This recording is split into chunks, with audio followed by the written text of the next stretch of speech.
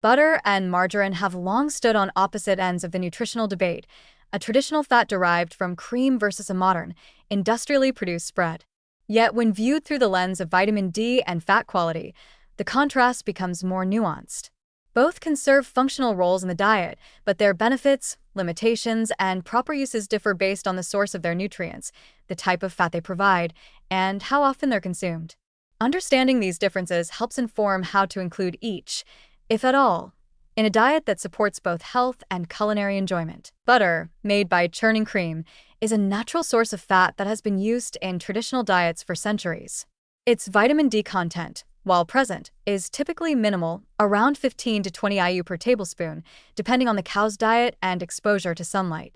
Butter from pasture-raised cows tends to have slightly higher levels of fat-soluble vitamins, including vitamin D, A, and K2, but the amounts remain relatively small in comparison to fortified foods or concentrated sources like oily fish or cod liver oil.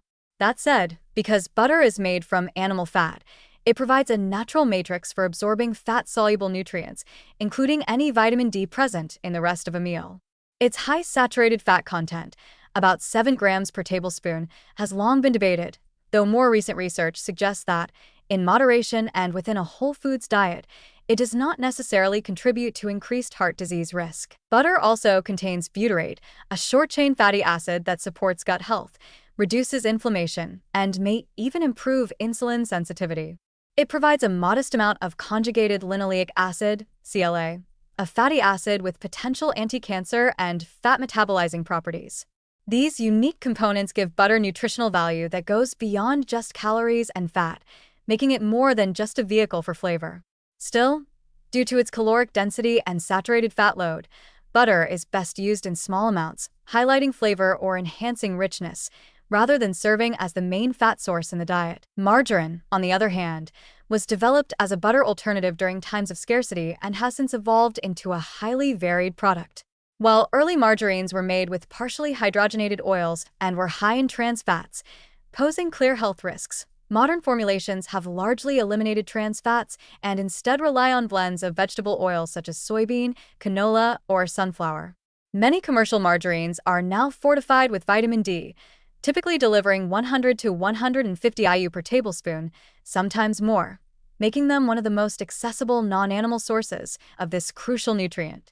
This fortification is especially important in regions where dairy isn't consumed or where sun exposure is limited, and margarine is one of the few fat-based staples that can contribute meaningfully to daily vitamin D needs. Aside from vitamin D, margarine often contains added plant sterols or stanols, which have been shown to lower LDL cholesterol levels when consumed regularly.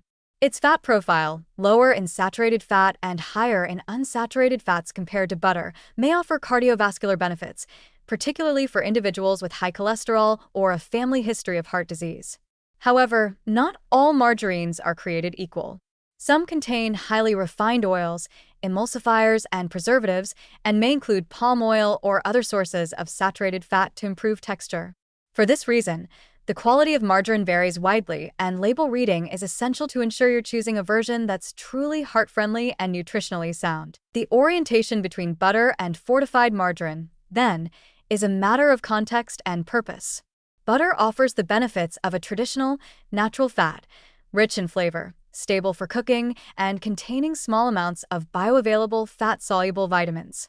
It's best used in moderation by those who consume a diet grounded in whole foods and who seek to include a variety of natural fat sources such as olive oil, nuts, seeds, and fatty fish. For people who enjoy butter and don't have underlying heart disease or high cholesterol, small amounts can be part of a balanced diet, particularly when chosen from grass-fed or pasture-raised sources. Fortified margarine, by contrast, is more functional than flavorful.